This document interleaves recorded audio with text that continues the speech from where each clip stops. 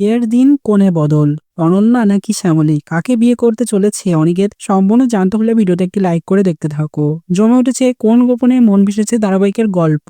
বর্তমানে দেখা যাচ্ছে অনিকেত হাঁটু গেড়ে বসে প্রপোজ করছে অনন্যাকে বিয়ে করার জন্য। উইল ইউ ম্যারি মি, এরকম বলছে। অনন্যা তখন তো বেশ খুশি, আর এইদিকে শ্যামলী সবটা শুনতে পেয়ে মনে মনে হয়তো কষ্ট পেয়েছে। এরপর বিয়ের আয়োজন করা হবে, যথারীতি শ্যামলী বিয়েতে ইনভলভ থাকবে। সে বিয়েটা চাইবে যে হোক, যে করেই হোক স্যারের সঙ্গে অনন্যা ম্যাডামের বিয়ে হয়ে সে যেন সুখী হয়, স্যারের ভালোটাই চাইবে। কিন্তু শেষ অবধি গিয়ে অনন্যার সঙ্গে কি বিয়ে হয়ে যাবে অনিকেতের?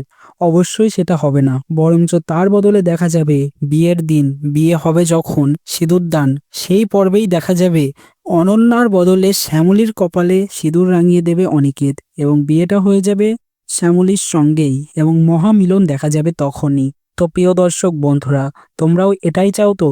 অনন্যা বাদ দিয়ে অনিকেতের সঙ্গে যেন শ্যামলের বিয়ে হয়ে যায়। এই পর্ব দেখার জন্য কতটা এক্সাইটেড তাও অবশ্যই কমেন্টসে জানিয়ে এখনই সাবস্ক্রাইব করুন আমাদের ইউটিউব চ্যানেল। ধন্যবাদ।